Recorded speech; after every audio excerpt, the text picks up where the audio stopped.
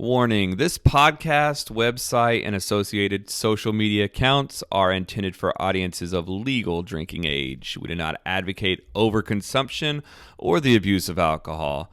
Never drink and drive, drink responsibly. And please remember to always take what we say with a grain of salt. After all, we are just some dudes with some brews.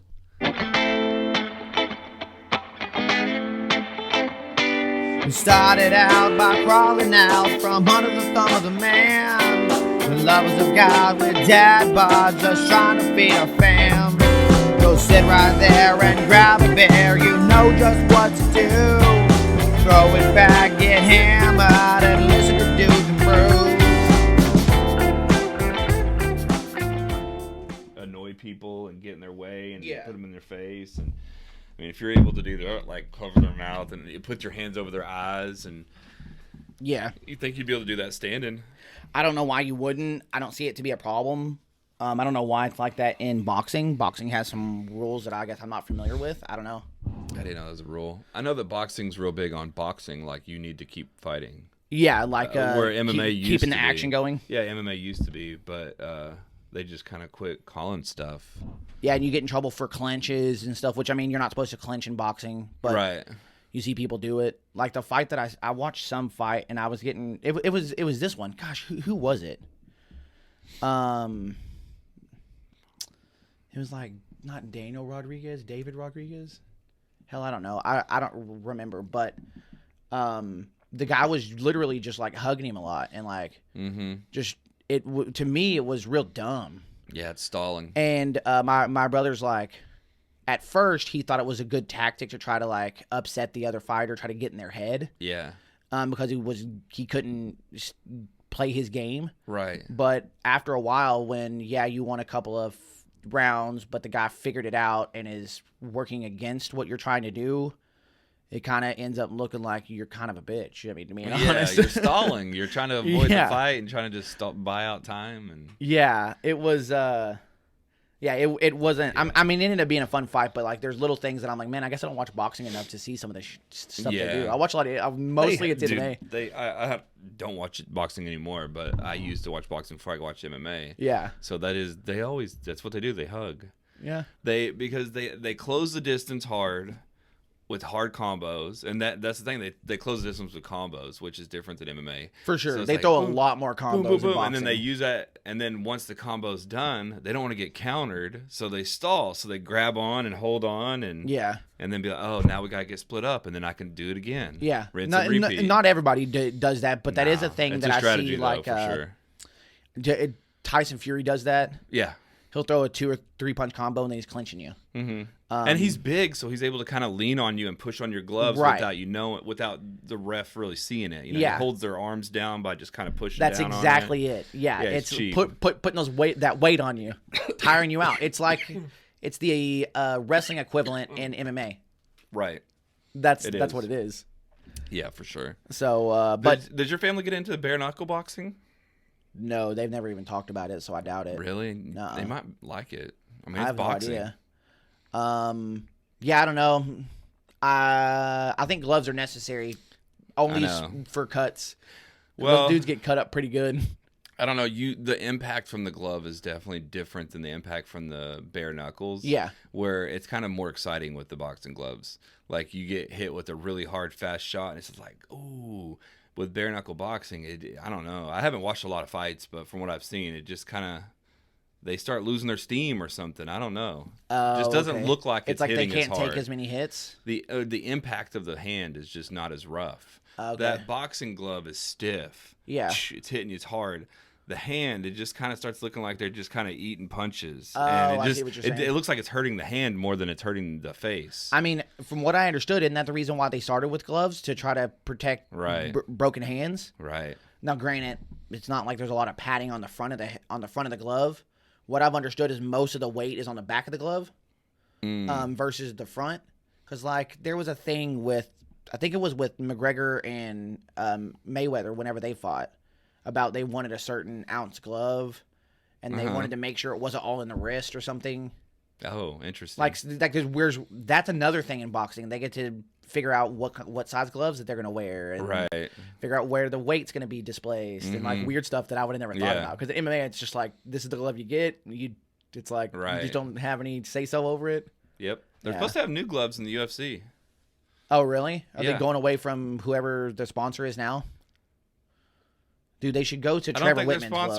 Well, I've heard Trevor Whitman talk about it, and it's not really a sponsor. It's the UFC wants the proprietary rights to whatever glove they use, and that's why they don't use. That's why Trevor Whitman's not willing to sell it to them. It's his. He owns the patent on it. Right. Which is weird that they don't just pay Nike for some Nike gear. You know what I mean? Just pay whatever for the gear. Well, Why do you I have think to they used own to be Everlast used to do their gloves, I think. It's like I've never even seen a brand on it. It's just no, UFC. I don't remember there being a brand, but I remember for some reason I thought I heard Everlast did it. I don't know. They might have owned the rights to that then. But that's not the name, is it? Everlast? I don't know. Everlast Boxing, is that it? That's hold on. Everlast Boxing. It's kind of like the Walmart of boxing gear. Oh, I was thinking it is Everlast because for some reason when I said it, I just kept thinking of the artist. Okay. Oh yeah. The like rapper or whatever. I was looking at the price of them because look, see that's what I mean by the Walmart. See those $32 ones at Academy? They have really cheap ones, but I guess it's also they have the professional stuff too. Obviously, like those $200 hitters up there. Right. No, Everlast is what I saw a lot of times in boxing. Yeah. And then now you see all kinds of gloves, but I like those ones that Trevor Whitman does, that like X Factor gloves. Yeah. I know. It's supposed to hold your these hand. Onyx, like these ones that have like this X wing, whatever it is on it. Yeah, it's supposed to hold your hand differently. Oh, look at that X. I just noticed that. That's cool. Yeah, it has to do with like the inner wrapping of it or something. Mm-hmm. Yeah, Trevor developed them all. I heard, I think it was Justin Gaethje was on Joe Rogan's podcast. Yeah, that's where I heard it. Was Justin Gaethje one, and he was on there. I think it was on there twice. I think him and Trevor were together, weren't they? Yeah, there's two different occasions they were talking about it. Oh, and Rashad was talking about it too, I'm sure. Yeah, like everybody talks about it, man. Everybody, and also every time somebody starts complaining about the gloves, he brings up the story of Trevor Whitman's glove. Well, it's not even just that. He even brings up like Pride gloves. Yeah. Because the difference from what I've heard from everybody online, all the fighters, all commentators, that the UFC gloves almost... they're stiff and they're like it's hard. Mm-hmm. It's almost like it forces your hands open versus forcing your hands closed. Yeah. Which those Pride gloves, like they had that big pad that went over almost to the fingertips. It did, I know. Yeah. So it like curled your hand automatically. It was like hard to straighten them out almost, which is what I think you need, which would make it where there's less eye pokes. Yeah. Yeah. Yep. I think this argument. Yeah, like this going on for this years. Thing right here. Yep. Yeah. So that's what Trevor Whitman's gloves, I think, do that. They curve it in. Yeah, they're supposed to curve them in. Something like that. They also don't have fingertips opened. The fingertips aren't opened. Like but you can still grapple with them somehow.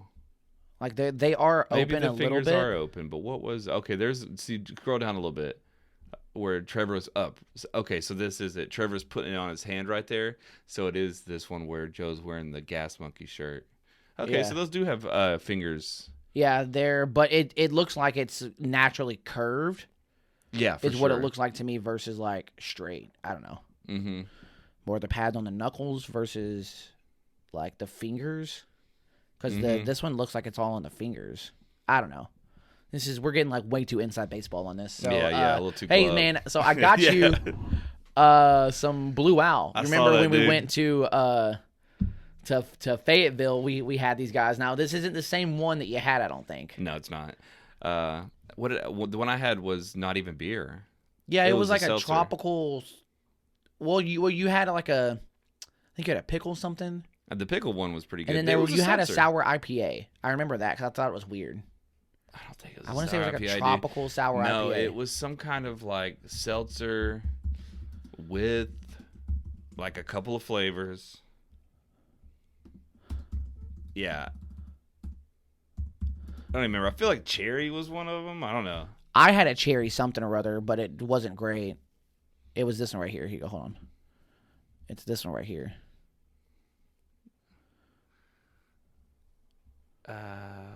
That's Tiki Hop Totem. Pineapple Coconut Sour IPA. You're right. That is what it was. It's a milkshake sour IPA. Fantastic beer. Yeah, and I couldn't find it at the store when I found these, but I was able to find a different sour IPA.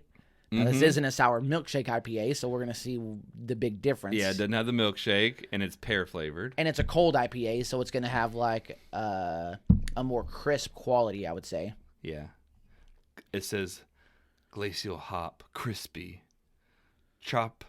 What is that word? Troparctica. Troparctic. Yep. Troparctic. Yeah. It's like they were mixing Arctic and tropical together. Yep. Troparctic. I don't know why that's a difficult word to say. It's because it's not real. Troparctic. Beer with prickly pear and Eldorado hops, 6.1%. Ooh. Seasonal beer. Let's crack it. I like Eldorado hops. I'm excited about this, actually. Yeah, I like Eldorado hops. I've used them.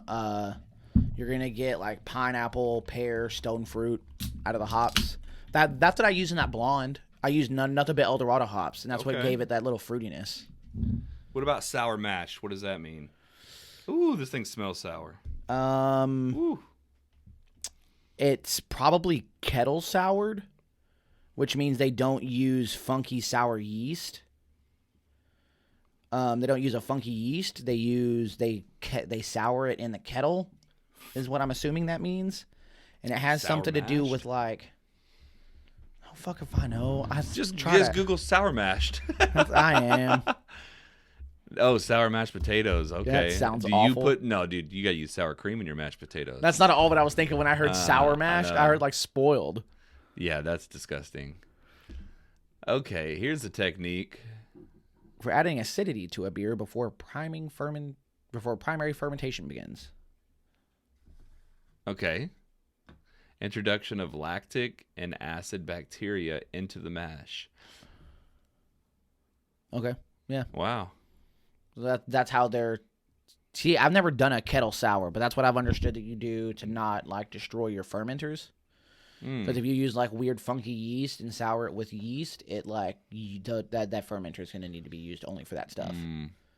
So that's how they get the bacteria. So like 903 and stuff, they do kettle sour, which I'm assuming is this same thing when they make sour mash. I've just never heard that term. But it's the yeast that the bacteria is the acidic bacteria. That's what they normally do, but instead of doing that and destroying your fermenter, it sounds like they just add the acidity, the lactic acid this way instead.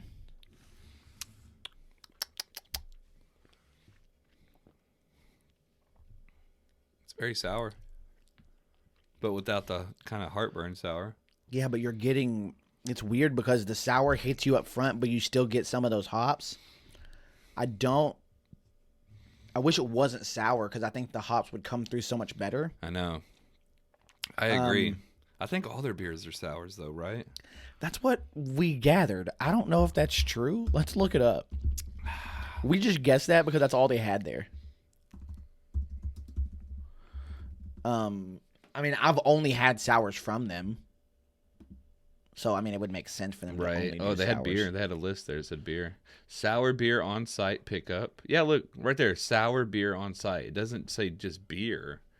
Look at the very top. They got beer, souring, visit. It's like they got a whole section on their souring. Sour? Yeah, dude, I think that's what they do. I think they're just sour heavy. Sour. Yeah, they just do sours. A sour Mexican lager? Oh weird. Man.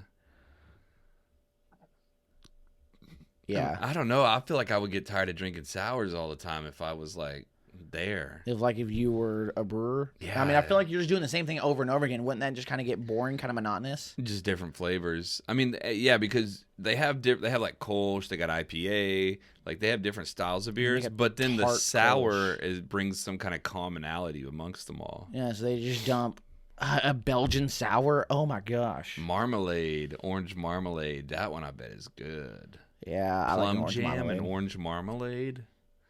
Ooh. I don't know why they mix in the plum, but yeah.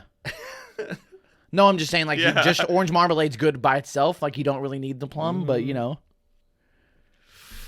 Pastry goes, sour peach cobbler. Julaberry? Yeah, safe to say they're heavy in the sours. This one's...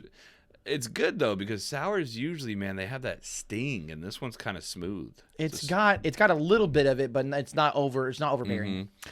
But I think the difference between this and the one that I had at the festival was the lactose. The lactose. Yes, that milkshake. Milkshake IPAs are great to me. Oh, general. Yeah. They are. I'm not a big IPA fan, but second I have a milkshake IPA, it's just so good, so tasty. It's like creamy and smooth. Yeah. And then they did it to the sour, and I'm like, ooh. So yeah, I think that's it. Milkshake's the answer. A sour imperial stout. Ooh, that sounds awful. Think about a stout and sour it. It sounds awful. Man, I want to try a sample of it though. Oh no, this would be a place that I'd love to go to and just get a flight. Yeah, for sure. Because I don't want a full pint of all these, but I just want to try them all. And there's that tiki hop right there. Pineapple and coconut. See, that tropical flavor is what set it off. That's with the milkshake. Like pure summer. Pure summer. I need one of those. Where'd you get this from? Total Wine & More in Allen. In Allen? Yeah. Yeah, so if you're ever there at Lazy Dog, just go across the highway. Right? It is right across the highway. Yeah. It's not even across the highway. I think it's right next to it. No, that's a Specs, I think. Is it? There's like a big Total Wine & More over there by BJ's Brew House. I'm trying to visualize it. I know exactly where BJ's is. It's like right there. It's like across the parking lot from BJ's, like behind it. But yeah, burp at the dude, same time as that sour, bro. Yeah, it's highly carbed. Yeah, this is what it is. You know, sours. I'm gonna go ahead and say it. They're made for the college kids. Yeah, they're gimmicky. You get a little too old, and your bad dieting starts catching up with you. Come on. You know what I mean? Your gut just can't take all that sour. Your gut just all the can't time. take it. It's a college man's beer. So if we're ranking this, what are you thinking on it? I think I'm gonna go with a 3. A 3. It's good, but it's just not my kind of beer. If you like sours, then I think this is your beer because it's really good for a sour. It's not like overdone. It doesn't have too many flavors. That pear is just like subtle enough. Yeah. Where it sets off the beer. It complements the beer. So you get to taste the hops. Right. Without just being tons of fruit and tons of like 100 different fruit flavors. So that's the thing is I don't think that they, and granted, let's see if they have it on their website. I don't know that they actually added fruit to it. Oh. I think, now granted, I'm only saying this based on what I know about the Eldorado hop profile. You should get pear and like stone fruit from it, from the hops. Oh. So I'm wondering if they just called it that based on the taste of the hops. Now, could be. We're gonna see if they have any more information on their website. Let's see. This is not the same batch. The first 2 batches brewed in 2001. Oh, that's wine. 2021. Citra, okay. So this right here, newest batch. Eldorado hops are on top of the ice cap. For this brew with soft tropical fruit flavors that emphasize the prickly pear fruit, making the cold IPA. It doesn't say anything about them adding anything else. I think that they just I think you might be onto something with the hops. The hops with whatever tropical fruit flavor that they add gives it a pear taste. Okay. That's what I'm thinking because they're not calling out specifically which flavor fruit they're putting in it. Where normally you'd be like packed with pears. You know what I mean? You'd like call it out. So, but this is a thing like Eldorado hops have juicy pineapple and tropical notes. It also has... Yeah, pineapple, pear, watermelon, and stone fruit. So that's why, to me, it makes me go, the fruit's not overpowering, which makes me go, I wonder if they even put fruit in it. They were just getting it all from the hops. Maybe they did add a little bit, but I will agree either way, it's not overpowering. Yeah, you still get some of the hop profile, which is great. Yeah. So I feel like if you're in Austin and you like, first of all, if you like cold IPAs, this might be for you because cold IPAs are pretty good. And I'm actually enjoying this. I'm only just giving it a 3 because like I have to have a scale for beers that are really blowing my hair back. This one's just not blowing it back. No, dude, I totally get it. Like the more I drink it, like, and so when you said 3, I was like, I'm thinking a 3.5. But the more I drink it, the more I'm like that last drink that I just took didn't have as much as the sour, had more hops in it. And I don't know if I don't know what the hell's going on with the beer. It's not like they're changing anything, but I go, man, I'm liking it a little bit more than I did like 2 sips ago. Right. So I think I'm going to go with a 3.75 actually. Okay, let's go up a little bit. Split the difference. Then what would that be? We're 3, just 4? we're just gonna give it a 3.5. Okay, 3.5. 3.5 is just good. to sit in the middle. Yeah, good beer. So you know what? Overall, I started following them after we went to that place. Overall, their style there is on point. I love their logo, the kaleidoscope at the bottom. It's giving me a little bit of a Arizona vibe with this prickly pear. Yeah. But yeah, they got some good vibes going on there. Look at all their designs, beautiful beers. Yeah, they all have these like this weird thing at the bottom. Mm-hmm. Yeah. But I got to get my hands on another one of those. One of those tiki totems. Tiki hop. And I told Charity about it. I was like, you got to have one of these. Well, I guess we'll have to do some research and see if I can find one somewhere. They all say sour mashed at the top, though, so you're right. They just have a style of making beer. Yeah, that's the way that I understood it, is that it was just, they're all just sour beers, yeah. Which is weird to me. It's a sour like a Kolsch or even a Belgian beer, like I don't know. Yeah, why are you doing a wheat? A Belgian, like a Belgian There's Chapelle? A Belgian strong ale, that double Dapper Devil. What's the ABV on that? A Belgian strong? Why would you do... I mean, it's 12.2. 12.2, man. On a sour. I got to try that beer. But it's flavor boozy. This might be... And devilishly sweet. So this might be one that might be good in like 2 years. This might... Yeah, you mellow it out. You let it sit for a little while, let that booziness kind of mellow out a little bit. I even feel like just cut it with a blonde or something else. Like, dude, that's not a bad idea. With this really sweet, really boozy sour, and then some highly carbonated beer. Yeah, like just like a good old American lager or something. Yeah. Something crispy. Yeah, that's actually not a bad idea. Yeah. I like that idea. And speaking of, did you see 903 put out the strawberry cake again? No, I didn't. They put out the strawberry cake cream ale again, so I'm thinking about going and getting some of that and some Sasquatch. I haven't had it in a while.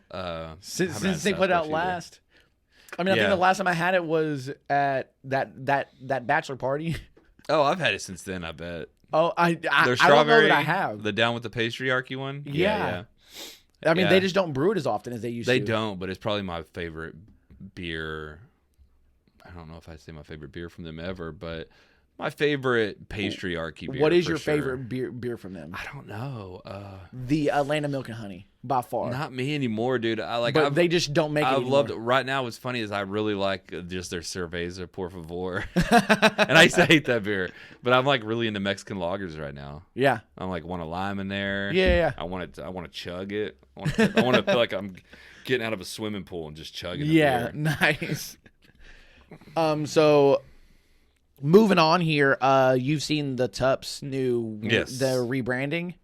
So when you first saw it, the first picture I saw was this right here. Right. And yeah. What did you think? No, actually, I don't even think I saw this. I think I saw just like this. I think this was cool because it showed like their logo. This is what it was before. They're moving to this. I like their old logo though, because it looked a lot like the place. You know what I mean? What did you call it when you have a rusted car? It had a lot of patina. Patina, yeah. That logo just says it had an industrial look to it. Yeah, like I feel like if you take that logo and maybe just make it look a little bit more industrial, but don't like it was like stretched out. Now it looks like Topps trading cards.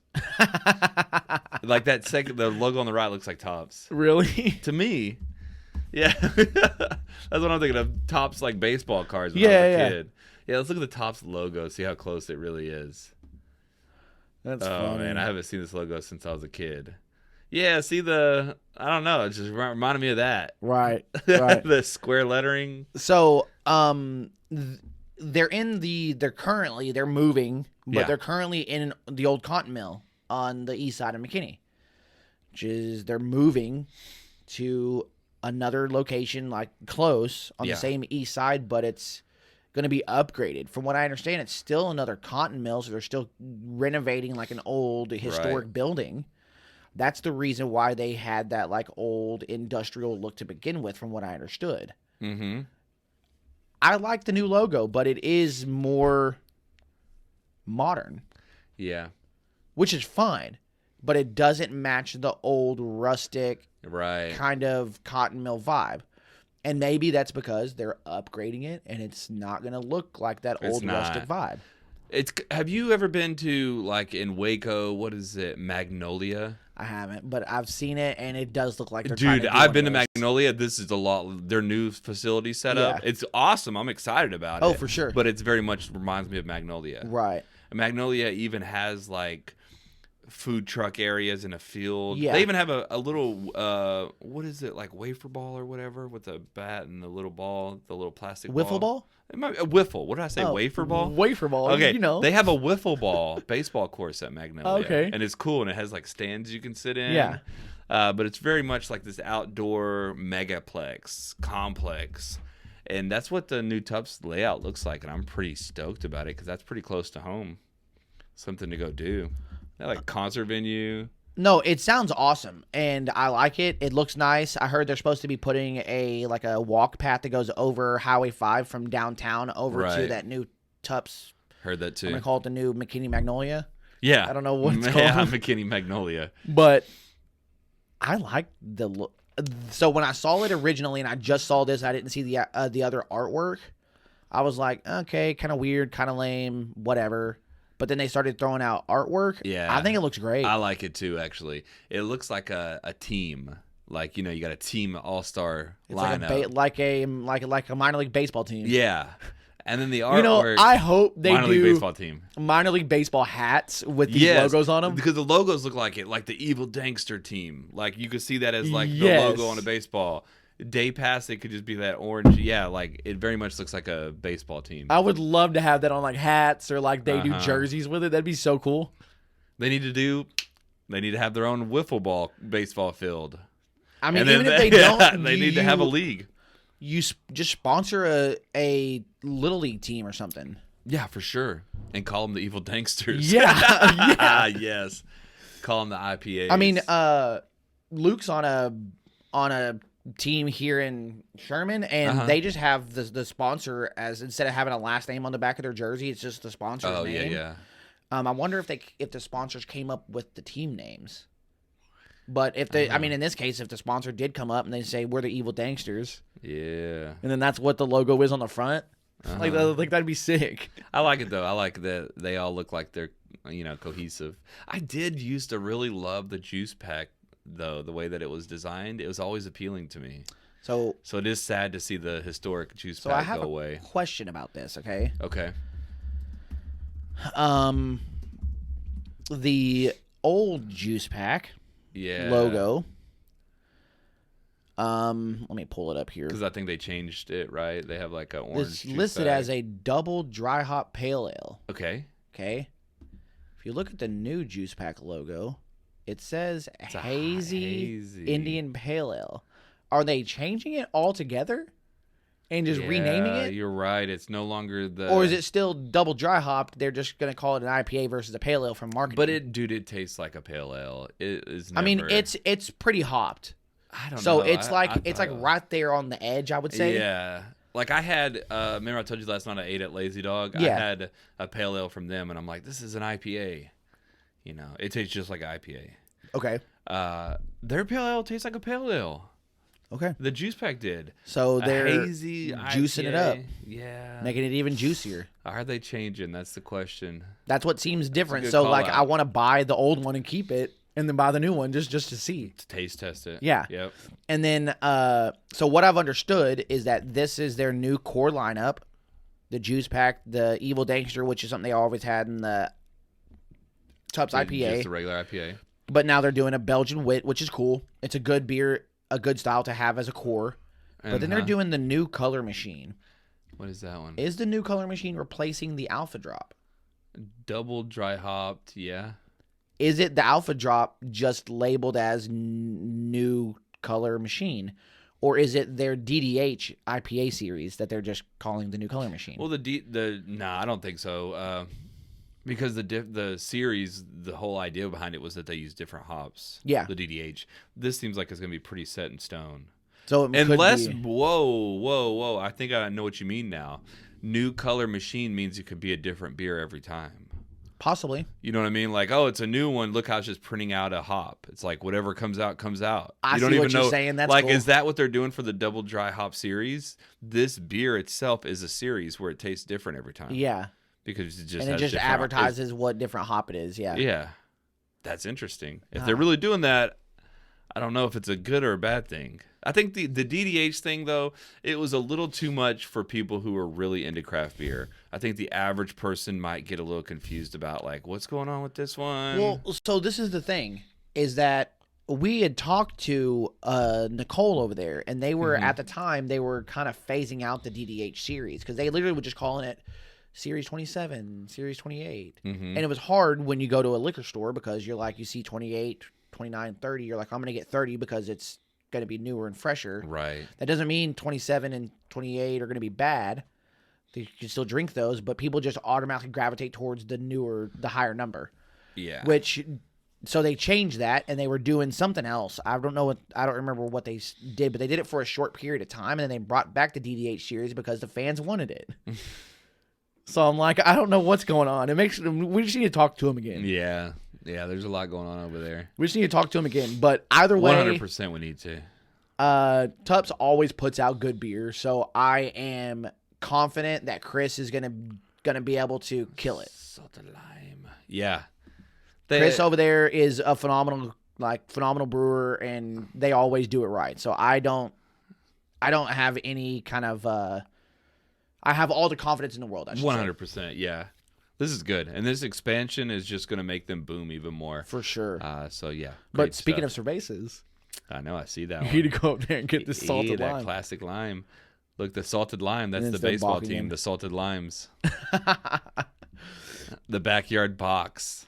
You just call it the Rams and just have that Ram logo with the Texas amber and then the new. What do you think about this logo in the middle? I still don't get it. This TB. I know. I looked at that. For Tupps Brewery.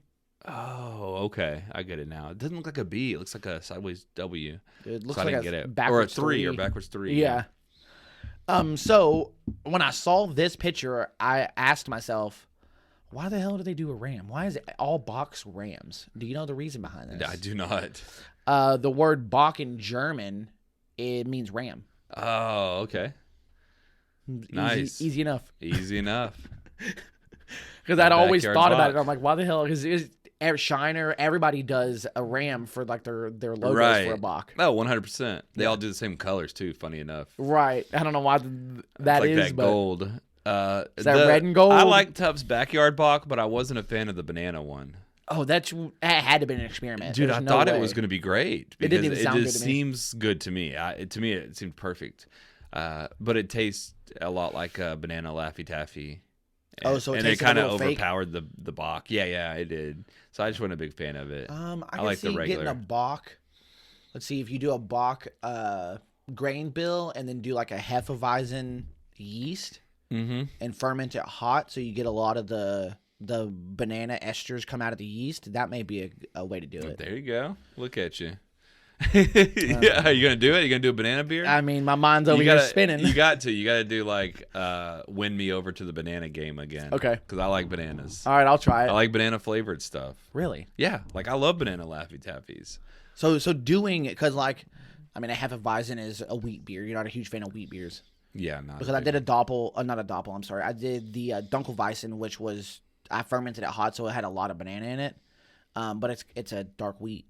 So I don't know if you'll like it. I think I have some. I might like it. Yeah. Let me try some. Yeah. I think I've got 1 or 2 left. Nice. Yeah, I for sure want to try it. But let's go ahead and get into the episode here. It's enough talking about Tupps and beer. Yep. Not that we don't love beer here at Dudes and Brews, but I wanted to talk about a current event that I saw online.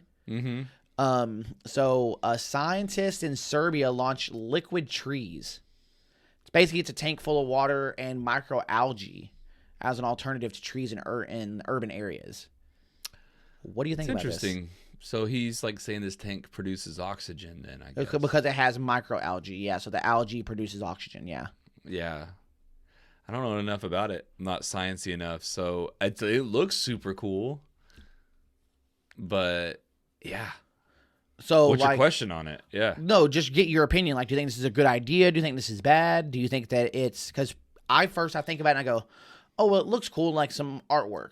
like artwork in the city, it does. It's appealing to the eye. It is. But I go, and this is gonna make me seem like elementary whenever I say this, but I go, I don't want to turn into the Lorax like society where there's like no trees. Oh yeah. Where they're just cutting everything down, because I think trees are beautiful. Right, they are. So it's not just about and I think trees are prettier than yeah, this. for sure. Yeah. Not that this isn't not that this is ugly, but I go, trees don't only serve a practical purpose with like with oxygen, but they provide shade. They look pretty. Yeah, I mean, exactly. so I'm natural. very hesitant. This is like I'm very hesitant to go, yeah, these are great. Put these up everywhere, because then they're gonna start chopping down trees, and you're not gonna see trees anymore. And I'm like, I don't want to go away to that. What they do in these cities is they chop down all the trees anyways, and then they replant new ones in little areas. See that tree in that sidewalk? I look in this picture, that was all I brought see in. is trees. Right, all those trees were probably brought in afterwards, and that's replanted. fine.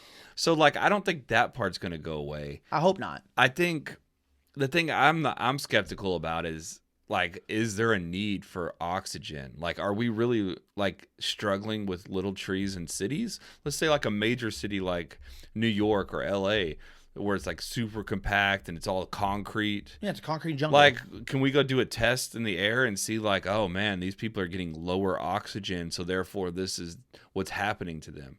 That's what I want to know. Like, how is this thing going to benefit someone's life?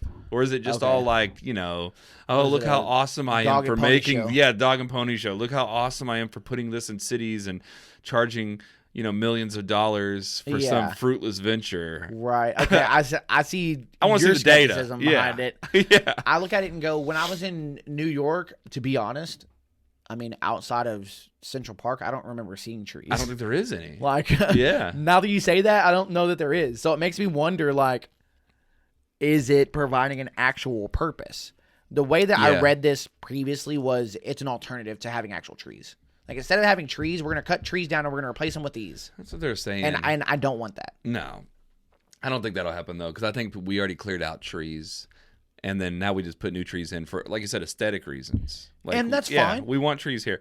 Like, you look at these areas where they have built areas they're building up in Sherman in different parts. You look what they do. The first thing they do is they wipe it clean. Oh, yeah. And then they concrete it. And then later on they bring trees in. So they want trees because it's aesthetically pleasing. Yeah. For sure. And it does bring shade and other stuff too. So I don't see this like replacing that, but let's say that, like, if they're trying to say, hey, this jungle, like, we chopped all this down, and like, I just don't know the need for it. I honestly don't, because we're not going to put this in a jungle. It looks like it's got a homeless bench on the side. I mean, it looks like a great place for a homeless person to hang out. Just like you're mentioning, they wipe everything out. They put in a parking lot. They put in a whatever stores, whatever it is, and they want to make it look aesthetically pleasing. Yeah. Instead of putting in trees, would they put these in? I don't know, man. I mean, maybe not at first. Think about that one wall thing that they're building, though. Or they're saying they're going to build. That wall that's like so long and it's like so high, and it's made out of a mirror. I think I showed it to you. I don't remember this at all. The mirror wall? No, I don't know what you're talking about. Dude, I think they're going to do it in they're doing it in some Middle Eastern country. It's called the mirror. Yeah, mirror wall. I do remember you telling me this. This seems like some crap that would be in that mirror wall. Like, oh, we're not going to plant trees in here. We're just going to bring in these algae tanks. But I don't know if that mirror wall is... Yeah, look at that picture. Yeah, I remember this now. Thing seems like a nightmare waiting to happen. It seems like this is going to be how the zombie apocalypse starts, is in this mirror city. This doesn't make any sense to me. Think about how many birds are going to die smashing into the side of it. Oh, jeez. Dude, it's just going to be roadkill. You're going to be in your house, and then all day long just... Wham, boom, boom, boom. Yeah, until there's no birds left. There's going to be no animals left. Jeez. So, got another thing here for you. Let's do a process improvement. So, your favorite food's crab, right? Yes, sir. All day. And it's getting into crab season. I didn't know it was getting crab season, but it's already crawfish season for me. All the time. It's already crawfish season, so you usually eat crab during like the warmer months, right? I eat crab whenever it's a special occasion. Okay. Like, it's my birthday, so my birthday is in January. You eat it in January? Yeah, so like I mean, it's probably more expensive then, or there's probably not as many crab to buy. Yeah, but we're not in the crab capital of the U.S. here. Oh, for sure. So I don't even know when crab season is. So the question is this though: how do you eat crab? So give me Larry's technique All right. on how to eat crab legs. I get it out. So first of all, I crack off a leg, right, and then I go ahead and crack it at the joint. Yep. And then I take my fork and I jam it into that joint spot, and then I bust it open, and then I take it and put it back because I kind of bust it from the end, and then I put it back in there and I drive it all the way down, and then I crack it open so that I can get that meat out in one piece. So that's how you get the leg part. The claws are a little different. The claws, you got to break them. Try to crack it with the fork. And by the way, you're bending the fire out of this fork while you're doing this. So your fork comes out looking like this. So the better place that you go to, the more high-end forks you get, the easier it is. If they give me one of those little tools, that'll be even better because I dig that thing in there. But at my house, I use fork. All right. But then the feet thing, I kind of suck it out because it's like hard to get in there. So and I'm like wanting every little bit of meat possible. So I got to tell you this. It sounds to me like you're trying way too hard. Oh, no. There's hope. Yeah. You ready? Dude, this is like the taco machine. There is hope out there. There is a new way to eat crab. Okay. Crab meat. This works with any crab. Oh, that was a king crab, too. Those little cracker things. Destroy them. Yeah, it is. Split at the joint. Yep. Now you have all these segments. Take a look in there. There's your exit. Tap hard. And it works every No way. time. I don't want to see any more rules. If you're eating those fat king crabs. Oh, so you're saying it only works with king crabs? It only works with legit crab. So that you have to have a good size king crab. Because he made it look hella easy, did he not? Yeah, he did. That looks easy. But, I mean, where we're at, if you get like a Dungeness crab, that ain't working with the Dungeness. Try it next time. But Try it and let me know. Yeah, because I can already tell like the end is smaller on the Dungeness and they're kind of flat. Okay. Those king ones are big and round. They're big and round, yeah. Yeah. But yeah, if you get a good one, I can see that working. You just crack it. That's kind of like what I did, but instead of running the fork through it. Yeah, he doesn't even worry about He doesn't worry about destroying the outer shell of the leg. He just like, you know what?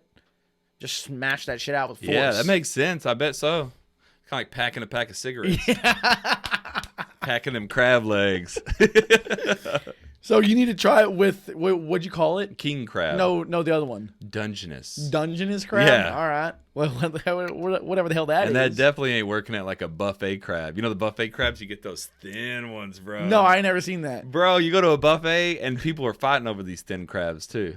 But they put like tons of crabs in there and there'll be like the skinniest thing ever where you're battling it and you're barely getting any meat. It's It's a delicacy at that point, yeah, my man. it's awful. I don't know anything about that. That's crazy to me. Do you like crab? I do. So for me, crab is not worth my time and effort. Yeah, it's a lot of work. Which is weird because I enjoy it, but I'd rather eat crawfish. Really? Crawfish is not But worth like the effort. I've figured out how to do it quickly, and but I've found that with crawfish, I only have them at Crawfish Boils. Never had them anywhere else where I've had to peel it myself.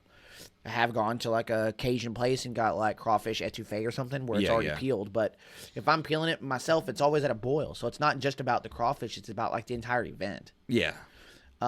Crab, I've only had it at like restaurants. I think I've had it at like a seafood boil once. Yeah, they usually sometimes the But crawfish most of the boil time- they'll throw it in there. They'll throw some crab. Sometimes, but I think I've only had that happen once. Every other time I've had it, it's been at like a seafood restaurant, like a Joe's Crab Shack or something, and I'm like, yeah, not worth my time.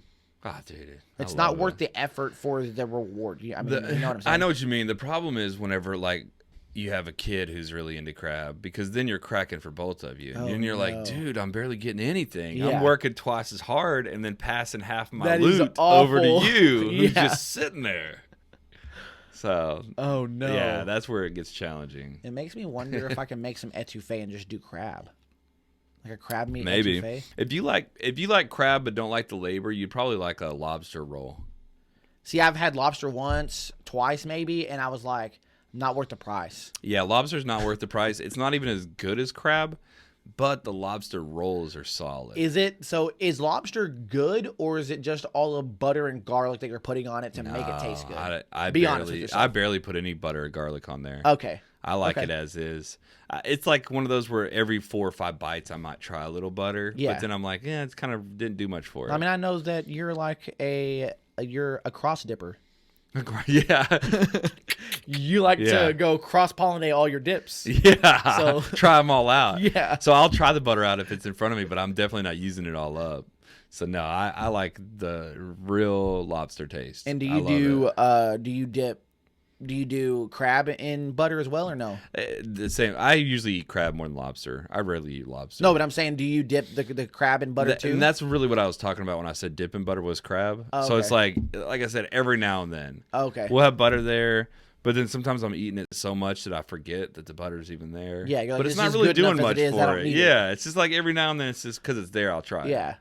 But yeah, I can do it. So it's not a without it. necessity. Definitely So not. like if you eat wings, is it a necessity to dip each wing in like ranch or blue cheese? Not each one, but it is a necessity to have the ranch or blue cheese. Okay. I need to have one or the other, and it's the same thing. It's like I'll dip it more frequently though, but I like to eat a wing without it, and then I like to let me get a little this ranch. So you just like having options. I do. French fries too. I like that.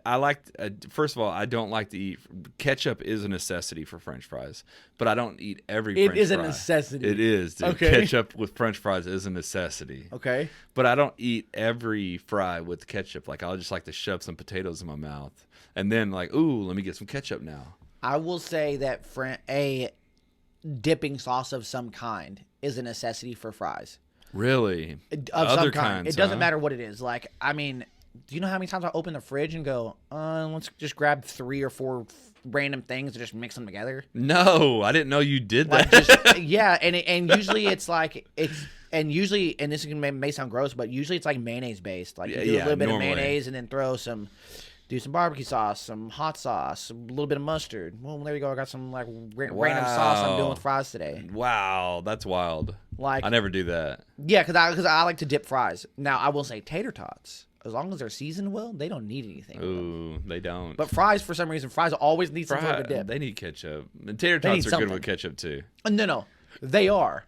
But I'm saying if Mm-hmm. they're seasoned right, like they have the right amount of salt, it's not a necessity. Yeah. Fries, it's always got to have something to dip It's a them fries in. necessity. Always got to dip them fries in something. Now I will like air fry potatoes and not have ketchup as long as I have cheese. Now which wait, is a when you air fry exception. potatoes, are you like doing like potato wedges? I typically do potato planks. So like Just fat ass potato fries, basically. pretty much like I'll cut it in half. No. What I'll do is I'll just cut it like this, longwise, the potato. Okay, So it gets like these long like surfboards. so you have like sheets of potato. Yeah, and then I lay them flat in there because I can fill the whole air fryer with it. And really what I do is I toss it in a bag with like some Lowry's. I put oil and Lowry's and just toss them all Yeah. in there and then lay them in that air fryer, sprinkle some cheese. Ooh! Boy, that's good right there. I need to get an air fryer. Dude, air fryer is the truth. That's what I've the heard. first time I ever tried an air fryer, I think I told you my last air fryer, I melted it. Yeah, you I don't used this so much that the handle melted. The screws just stripped out. It was just, Oh, we're no. done. So, and I used my new one too. And you didn't ghetto it up with like some pliers or something? I did. I ghettoed it at first. I don't remember how I had it like rigged up so that it would stay together, but then even that started coming apart. I rigged it up until I got the new one came in. So. Well, there's a point where you're like, I'm starting to smell melted plastic. So this is affecting my flavor. Yeah. I can't keep doing this. But for potatoes, for leftovers, chicken, or really any leftovers that you can air fries better. Like if it fits in the little toaster thing. Yeah, if you could put it in. in there, do it. Okay. That's the answer. Yeah, I mean, it sounds. I've literally heard nothing bad about it. Yeah, no. It's like- downsides. I'm gonna tell you this: there's 2 things in life that I've never heard anybody say anything negative about, and it's air fryers and Harry Potter. I don't understand the reasoning. Both of those, I've only heard good things. Like And Harry Potter. You know what? anybody that's read the books, I've never heard anybody say anything negative about the books. Yeah, I've never heard anything negative about it. What's funny is, I think the proof of that is that people say so many negative things about Daniel Radcliffe. Yeah. But they never hate on Harry Potter. Yeah. And they didn't hate on him as Harry Potter. Right? They love It's him. only like now that he's not Harry Potter, everything he makes is just like he's not the best actor and he's a weirdo and does weird things. And every time anybody talks about like he's coming up in the spotlight, it's There's bad, 2 movies negative that he's thing. done that I want to watch. I haven't seen them, and I should have. I think one of them's called Horns. Yeah, I saw that one. Is it any good? I don't remember. I think it was Okay. weird. So didn't stand out. Okay. It was worthy of skipping. And then the next one is the biopic he did as Weird Al. I do want to see that one. I haven't seen that. It sounds. It's I forgot about that one. yeah. I think it sounds great. Yeah. It's just called Weird. I mean, I don't know though. It didn't get that much. Like it didn't soar, stand out, anything. But it's like an exclusive. Is it like an Apple Plus or maybe like that's why. That's probably why I didn't watch Tubi it or too. something dumb, I some think weird it's a exclusive. Roku. Scroll down. I think I said it was on the Roku channel, like Roku exclusive. Yep, Streaming Roku channel. Yep. Yeah, it's like That's a weird why. exclusive. That's why. Like they paid him a lot of money for nobody to see it. Yeah, I haven't heard anybody watch this one. We may have to Kind of looks like him though, but then kind of doesn't at the same time. like he just has a He mustache just- and glasses. Yeah, Come on now. he doesn't look as like happy or endearing. Yeah, it looks like a guy dressed as Weird Al for Halloween. They should have had like a guy like Weird Al. He's kind of like a redheaded guy. He seems goofy. Yeah, he's like a tall, lanky redhead. Yeah. but he's got darker kind of hair. you Yeah. know? Like Yeah. more auburn and red, Like a little yeah. auburn. Yeah, So but he's a redhead in my book. he's a ginger, okay. He's a ginger. They could have hired a tall, lanky ginger, and it would have been better than Daniel Radcliffe. So I wanted to show you a video. We're gonna do a believe it or not. Okay, it's a video. I like this. I'm gonna show you this video, and you tell me if this is. So the video's real. The interaction that this person has with the police is real. Okay. I want you to tell me if this person's lying or not. Okay, let's hear it. Okay. This is riveting. So let me just show you the video. I don't even need to give you a background here. I was playing the Okay. game, and I got butt down the zone. That was my bad. What? No. He butt down. Home. Are you hurt? No, he's inside. Don't leave.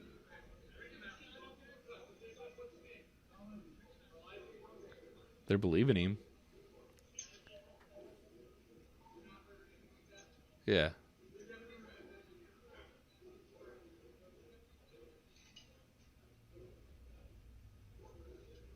Oh, he's getting arrested. Well, so what do they think? Somebody's in the house? a story is that the story is the guy accidentally calls the cops while playing Rainbow Six Siege, Okay. and while he was on the phone with the operator, they heard him say, "I just killed 2 people." So they came over to his house, assuming that it was a double homicide had just occurred. Oh, man. So when he walks out, guns are pointed at him. Is this guy lying about, I was just playing a game and butt dialed 911? How do you butt dial 911? I understand how you butt dial a contact. How do you butt dial 911? Right. Unless it was like a recent contact. I don't know. That's interesting. But at the same time, you know how like your phone, when you start pressing buttons, like my kids do, It and goes it's to like emergency it's mode like or you something? can only do emergency calls. It's like, I wonder if there's a button you can press to do an emergency call. Maybe, I don't know. Yeah, so it's possible. I mean, he seemed genuine. He dude popped out, and they were like, it looked like they were pointing guns at him from the distance. And that's funny though. I just killed 2 people. Like, who says that? Maybe he said like, I capped 2 on No. floor 3. No, this is the thing, is that if you're in a, what do you call it? Like in a party chat or something? Is that what they call it? I sound so old. Yeah. Like you're in a chat with You're in a friends. party, yeah. And you're like, there's like, I don't know, there's 3 people in the building. And you're like, I killed 2 people. That means Right. there's one more person in that building that people need to look out for. I Well- can see why you would say it in that environment. I mean, I used to play Call of Duty. Dude, but this ain't Call of Duty. If this is Rainbow Six, I mean, it's the same damn shit, is it not? No. Your reaction is No, gold. no. Here's why. So I played Rainbow Six Siege, and it's actually a really fun game. I own the game. I haven't played it in a couple years, but it's still going strong online. Like, people love to play it. Yeah. You either play offense or defense. Defense, you're like, okay, I got hostages, and I'm going to board up this place. Offense is, okay, we're going in to get the hostages. Like that type of situation. That's why it's called siege, because they're trying Okay. and everybody has special abilities. Like each person has like different SWAT abilities, you know. You could send remote control cars in with cameras and like Okay. scope it out. But the whole thing is like, how can we strategically infiltrate this area and take out the people? Yeah. It's like 5 on 5. Every time you kill somebody, it'll be like 5 versus 4, 5 versus 3. It says it at the top real big. Oh, so when you die, you're eliminated from that in particular You're game. dead that round. Okay. So it's 5 versus 5, either last man standing or you do the objective. Yeah. Typically it's last man standing. But there are some where you can defuse the bomb and you can go in there and defuse the bomb and then they're out running around Right. and then they screw up. And, Right. But mostly it's whoever the last person standing is. So yeah, so it's weird to say I just killed 2 people. You know what I mean? But maybe it was just like there's 2 and he's just like, wow, that was crazy. I just threw a grenade in it, or I just blasted both of them with one shot or something like Yeah. that. You know what I mean? Something outstanding had to have happened. Right. Okay. And that's what I need to know. What was the outstanding move that this dude was celebrating? So his friend shares a story here. Okay. If you want to read this. Okay. He butt dials, I was in an Xbox party while this happened, and they had AR to his head. They thought it was a double homicide. Oh. The cop showed up, and in less than 2 minutes, he noticed his dog barking, and he knew that he had to walk outside. After this accident, he was shaken for 4 hours while the cops were searching his house. He was frightened for the gun being pointed at him for the first time. The officer asks, while detaining Elijah, hold on, what? Who's your favorite something or other? Let me see if it. Who's your favorite, like what? Like video game character? I'm sure something like that. It's not wanting to load here for me, but yeah, something like that. Ah, now I'm interested in like what the cop asked him. Hey man, while they're searching, who's your favorite well, I mean, it sounds Twitch like at that streamer? point they're like, "Hey, we're okay with this. Like, it's all right. We trust you, Yeah, but we have to go through protocol." he seemed genuine. Yeah, I had seen another video from the cops footage, like the chest cam, and it was it's the exact same thing. He's like, the kid comes out and he looks like terrified. Yeah. That's got to be interesting to be a cop and be like, 911's like, hey, dispatcher, Double homicide. got double homicide on turn. And then they don't know all the details. They just know there's a potential double homicide. You got to Potential act like double everything homicide. is what it is. Come Yeah. here, active shooter. He just confessed. He called 911 and he said that he was an active shooter. Like, they're going to give him the high point, like Cliff Notes. And then they're going to show up thinking that this guy called 911 because he wants to do a shootout with the cops. So they all went in there like, this is our moment. Yeah. We could not go home and see our families tonight. Yeah. Yeah. And then this dorky kid comes up. Hey, guys. I'm at home alone. There's nobody inside. Yeah. Good thing, like, he has a pocket full of pizza rolls. He reaches for one and gets shot. Got pizza rolls. So the big thing is, it sounds like you think that this is a real thing. He did butt dial somebody. It seems genuine. You think Everything that he murdered seems somebody. genuine outside of the butt dial. It seems like he may have tried to be playing a prank and the prank gone wrong. Maybe. Like, I'm going to prank these guys and do something about this game, whatever. I don't think he killed anybody. Like, he does No. seem like somebody that was literally like, what the hell's going on, guys? Why are you pointing guns at me? He did seem kind of, what do you say, like, set back by that. But it's just the butt dial part is like, I don't know if I believe Okay, the I butt see dial. what you mean. He was trying to get attention. Something. I mean, the butt dial He part was just trying to get doesn't seem attention. right. He was in a party with his friends, and he's like, "Oh, I wonder if like, have you ever heard of people getting swatted? Oh no, what's that? It's a real thing that people do in the gaming community, and it's where it happens in the podcast community too, or whatever. Okay. But it's where you call the police from an anonymous call, and you say, "Hey, this person has a bomb," or "This person said that they're going to do this," and then they send a SWAT team to raid that person's house. Oh, geez. So they do it to other video gamers. Like, they get mad, like I'm playing you in Halo or something. Yeah. And then you make me so mad that I SWAT you. Get the hell And out it's of here. so dangerous because you're sending people in with guns into someone's house who's innocent. Yeah. But it's happened to Tim Gunn like 5 times. That's why he's at an anonymous place now. He like moved because he keeps getting swatted. What? Yeah. Never even heard of this. So I wonder if this dude's trying to do the opposite and pretend like he accidentally swatted himself to get attention. Oh, geez. To be like, hey guys, I got swatted. yeah. But it's like, no one's swatting you, dude. Yeah. But yeah, it's a real thing, dude. And I can't think. You should Google like, has anybody ever died from being swatted? Because I wonder if it's like ever led to that, man. It's very dangerous and sketchy. Yeah, swatted trend. Swatting, a dangerous new trend, as pranksters call Calling a serious crime such as a hostage situation. cyber criminals call a serious crime. Yeah, that is. I had never. But heard I want of to know if this. anybody's ever died from it. Origin, techniques. Here we go. Here's all the ins. This is how you do it. It's got the techniques, the laws against it. There's Injuries or deaths, dude. Yes, Incident. Deaths, man. What? I mean, incidents Look, at least where he people was got shot hurt. the first time in 2015. He was shot multiple times on the chest and arm. Because imagine you got your gaming headset on, you don't even know. People Especially are if in you your got one of house. those real good ones. Yeah, you're zoned out. Yeah, And then somebody comes in and you jump up, and then you could get shot. tat tat tat. Yeah, That's all you don't it even takes. hear them banging on your door. Yeah, this is crazy. Okay, but yeah. Moral of the story, kids: don't play games, Yeah, yeah. Don't play games, dude. Because I used to have one of those like real badass headsets that had like 3.1 surround sound in it, so Yeah. you could hear people walking up in different directions and stuff.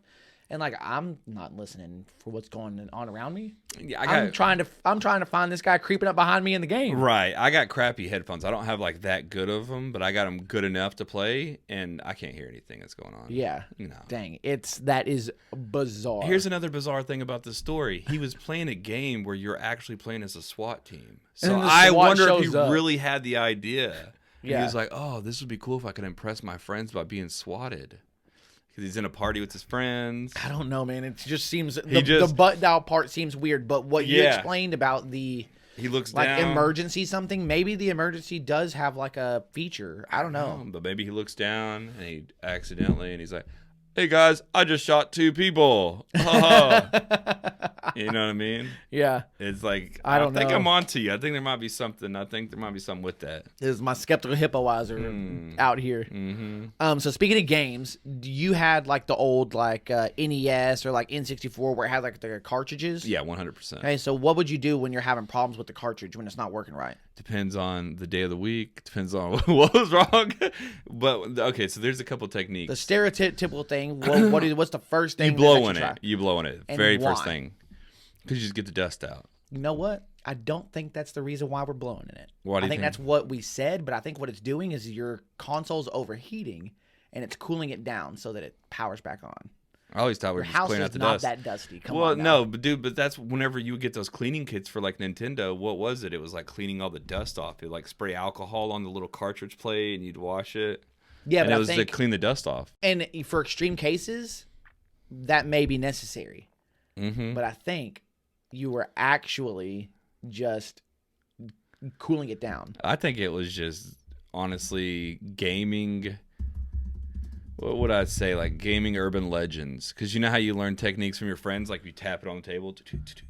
Oh, really? I never Yeah, heard you that do a one. Tap. You do a blow.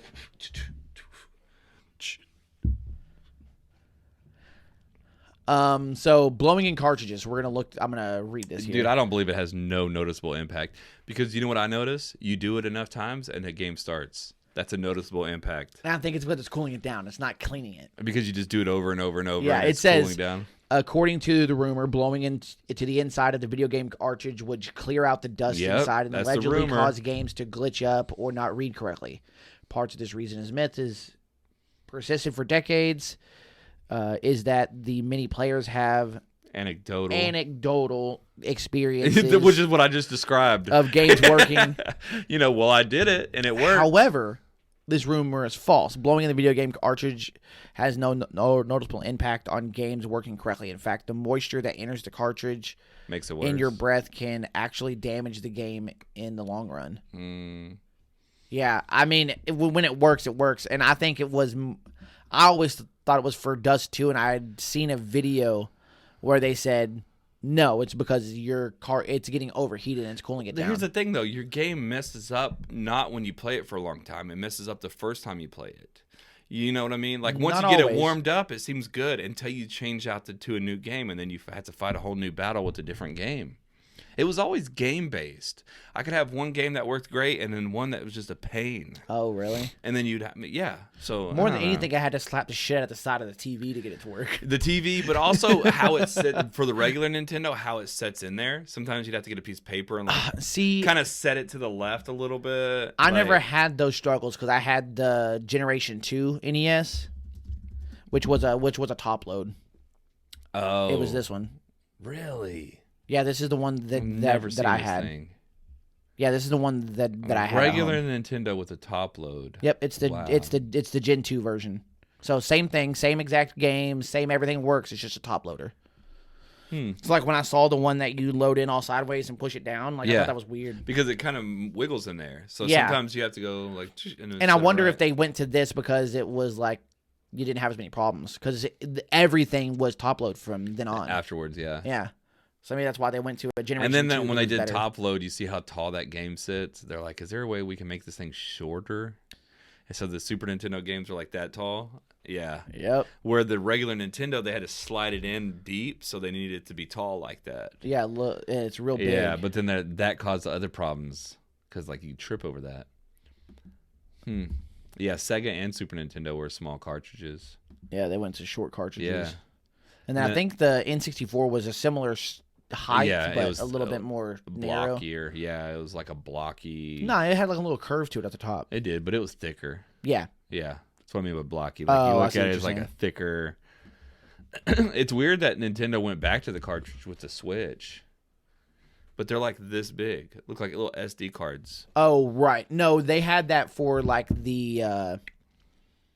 So what they did is they went from 64 to the GameCube, which were those tiny discs. Small disc, yeah. Which was I didn't understand why they did this tiny disc because you were regular Nintendo. sized disc guys. Yeah, Nintendo. Gosh. And man. then they went to handheld games, yeah, which were cartridges. They were small cartridges, like the Game Boys. right. Yeah, And then they went from that to like the Nintendo DS, and Nintendo DS were like the same games that you have in your.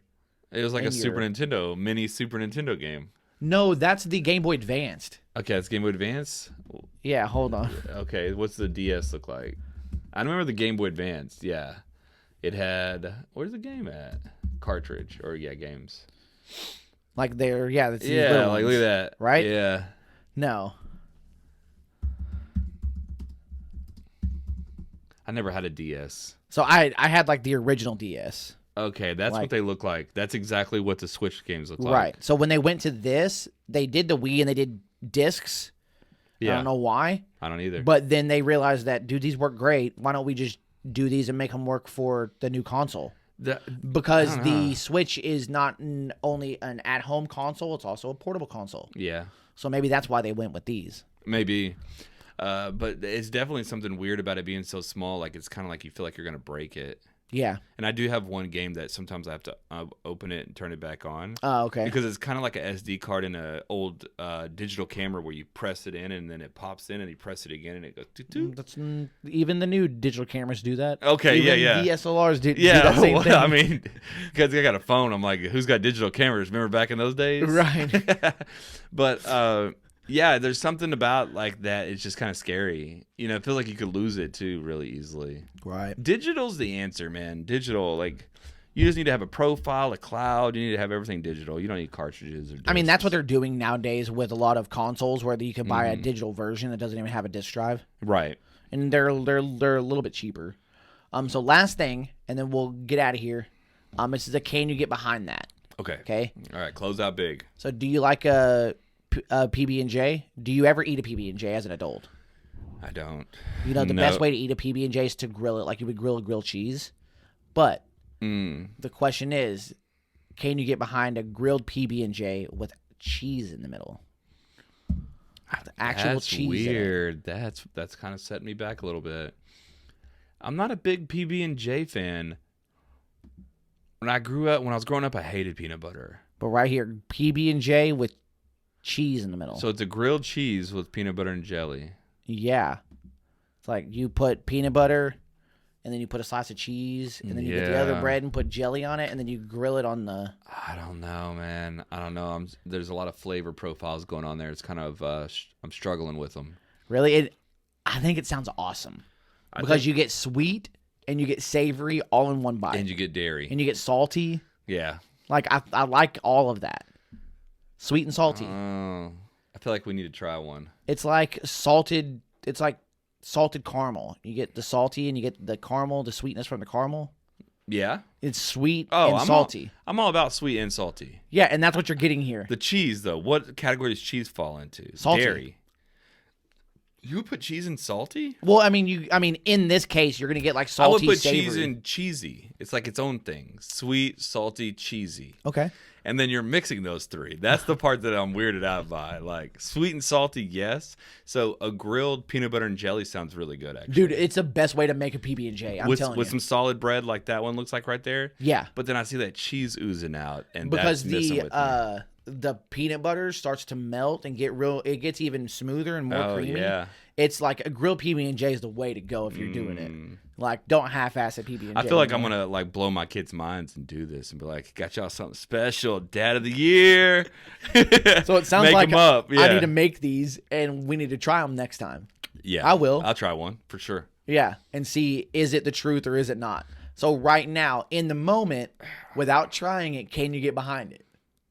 I can get behind trying it. I can't get behind it being like something that replaces a meal for me, like a normal thing. Oh, okay. I can't get behind like routinely eating. So it's like these. a novelty thing. Yes, one time, and then like every now and from again. there, I might be able to determine this is a regular routine sandwich I'll mix in. Well, because like I don't. Even though a grilled PB&J is better than just a traditional, like I don't eat that very often at all. It's like when I go in the fridge and I'm like, oh, I'm out of lunch meat and I want a sandwich. Well, guess I've got peanut butter and jelly. I guess I'm making one of these. It's not often that I make them. So I do agree that it's not something that I would probably have on like a regular rotation. Yeah. But, I mean, if it turned out to be fire, I might. If it's fire, then I can get behind it. Yeah. But I can't tell. It's like. So it sounds like, can you get behind that? To be determined. TBD. Yeah, TBD. We'll see. To be determined. Well, you know what's not to be determined? How good this polar beer. Sorry, Yeah. I almost called it a polar bear. That polar bear. It was good. It was. I ended up finishing mine. Over time, I enjoyed it more. That first sip was not as good as the last. And I cannot reiterate enough how this is not too sour. It was just right sour. Dude, the first like 2 sips, I was like, oh my gosh, it's way too sour. It was hitting me in the jowls. Yeah, in the jowl lines. And the more I drank it, the more the hop profile came out. The more the hops came out. So I was like, For sure. really, and it was like a whole experience. I enjoyed it a lot more over time. I don't know if my palate just got used to the sourness or what it was, but Probably. Blue Owl Brewing did it great. They're out of Austin, so Texas brewery. If you're in the area, pick them up. They do distribute. Obviously, we can have them here in the Dallas area, so pick these guys up. But I appreciate you guys listening. Make sure to follow us on Untappd at _Dudes and Brews. But we're out of here. Peace. We appreciate you guys tuning in for another episode of Dudes and Brews. If you haven't yet, please subscribe to the show on Apple Podcasts, Spotify, whatever platform you're on, we're on there. We have a YouTube channel, Dudes and Brews. We would love if you would subscribe there as well. If you are subscribed and you want to help us out just a little more, unsubscribe and resubscribe again. It sounds funny and stupid and kind of obnoxious, all of the subscribing and resubscribing and stuff, but it helps in these little algorithms games for like climbing the charts, because again, we are organic and we are where we are because of you guys. Yeah, we really do appreciate your support. Shout us out. We really do love it when you guys interact with us, when you add us, mention us, put us on your stories, tag us, all that fun stuff, all the stuff the kids are doing. We like grabbing that stuff and we put it up for you guys. So we appreciate you so much. Keep having fun, drinking them brews, hanging with them dudes. Tune in next week for another episode of Dudes and Brews.